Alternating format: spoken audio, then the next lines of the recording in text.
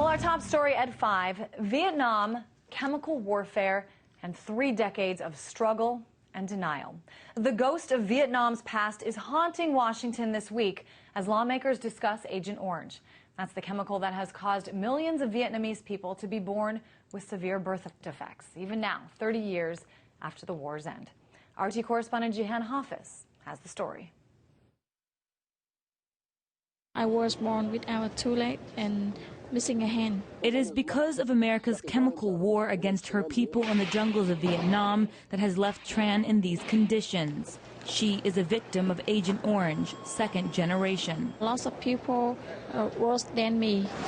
Tran is one of many.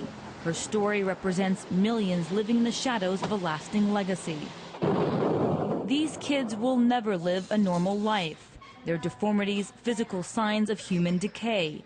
And although their parents were not even born until after the Vietnam War, 18 million gallons of the toxic herbicide sprayed through the jungles of South Vietnam is still penetrating the DNA of those being born today. There are many millions the victims are still alive and are suffering from illnesses and from cancers. The U.S. government has acknowledged Agent Orange is directly connected to the health ailments and defects that continue to plague the lives of Vietnam War veterans for generations to come.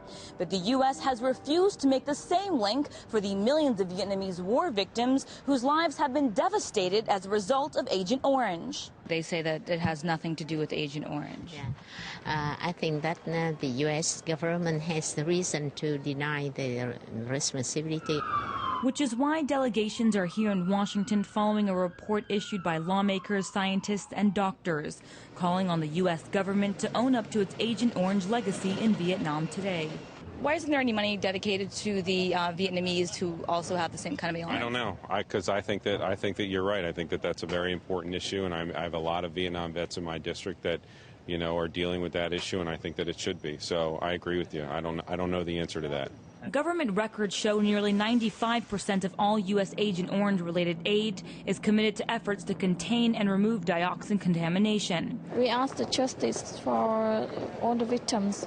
Those fighting for justice in the case of Vietnamese Agent Orange victims want the physical and psychological damages to be acknowledged. If they accept, they have to pay to compensate for many millions of people, not only in Vietnam, but also in the United States, and also to the other countries like Korea, like Philippines, or Australia, and New Zealand. The dark legacy left behind by the U.S. in Vietnam is one with millions of human faces. Their struggle, 3 decades in the making, will not end with money from the U.S. government.